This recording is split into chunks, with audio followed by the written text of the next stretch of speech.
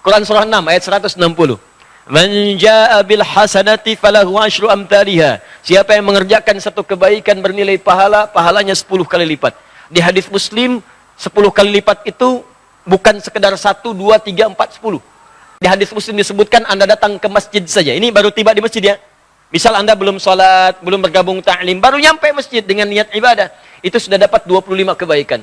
Langsung kata Nabi, jarak 1 ke 2 500 tahun, 2 ke 3 500 tahun, 3 ke 4 500 tahun. Jadi kalau Anda dapat 10, bukan hitungnya 1, 2, 3 sampai 10, tidak.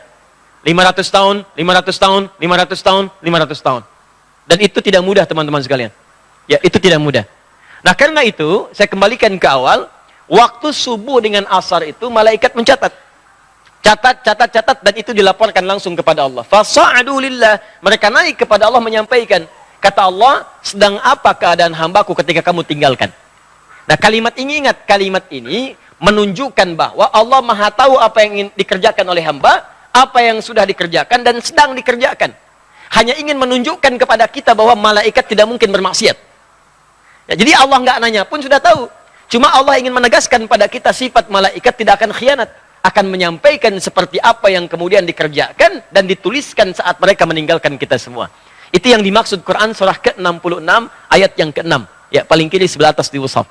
Malaikat itu la ya'sunallaha ma amarahum wa yaf'aluna ma yu'marun. Jadi jangan berharap Anda bisa nyogok malaikat. Ya, malaikat saya mau tiduran dulu sampaikan pada Allah saya istirahat. Tidak bisa. Ya. Jadi kalau malaikat sudah naik menyampaikan, disampaikan apa adanya. Maka kalau ada orang sholat, disampaikan, ya Allah, saya tinggalkan hambamu, dia sedang khusyuk, kemudian sholat kepadamu. Ya Allah, saya tinggalkan hambamu, dia sedang khusyuk, tidur ya Allah. Ya, dalam tidurnya, dia meninggalkan sholat dan seterusnya. Makanya waktu pertengahan, subuh dengan asar, harap diperhatikan. Dan ada ulama yang menyebutkan subuh dengan asar itu, di antara doa-doa yang mustajab. Jadi begitu Anda berdoa, itu seketika nanti lebih mudah dijawab oleh Allah Subhanahu wa taala karena keadaannya langsung disampaikan kepada Allah. Ya, karena itu khusus salat subuh itu ada ayat langsung mengatakan semua bacaan kita termasuk doa, termasuk istighfar itu langsung sampai kepada Allah, disaksikan dan dijawab pada saat itu. Ya, di Quran surah ke-17. Ya, ayat ke-78.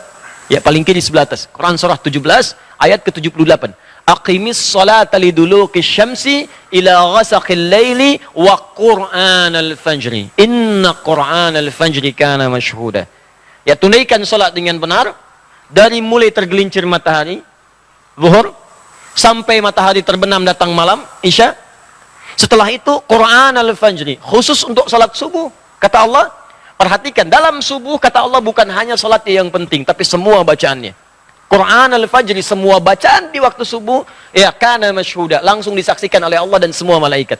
Jadi kalau Anda istighfar subuh ya, istighfar. Makanya banyak sahabat Nabi yang saya sampaikan di awal-awal kemarin, ya pertemuan yang lalu, banyak sahabat Nabi termasuk Nabi mencontohkan ba'da subuh nggak langsung pulang. Ya, duduk dulu, zikir dulu bahkan sampai syuruk. Ya, ada yang berdoa, ada yang baca Quran, ada yang istighfar. Bahkan ada orang yang sebelum subuh sudah datang memenuhi masjid. Ya, istighfar. Waktu sebelum subuh itu disebut dalam bahasa Arab dengan sahar namanya. Sahar. Ya, jamaknya disebut dengan ashar. Kelihatan ini? Belum saya tulis ya.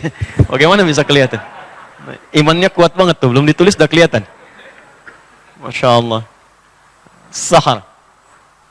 Oh, jangan salah baca ya, bukan sihir, sahar. Nah, di bahasa Arab itu beda harakat, itu bisa beda baca. Jelas ya? Lihat sini. Sahar jami' disebut dengan ashar. Ashar. Ini waktu singkat menjelang fajar. Di kalau misalnya fajar, sekarang subuhnya misal 4.37, sekitar 15 sampai 30 menit sebelum fajar. Ya. Bisa dari jam 4.07. Jam 4.15 itu disebut dengan waktu sahar namanya. Ini. Jamaknya disebut dengan ashar.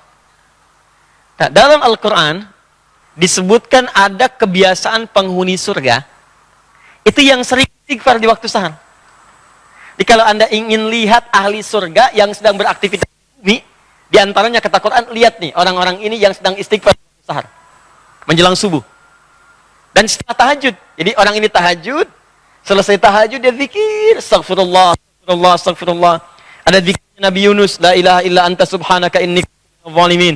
Ada zikirnya Nabi Adam, Rabbana zalamna anfusana wa illam taghfir lana wa tarhamna lanakunanna minal khasirin. Ya.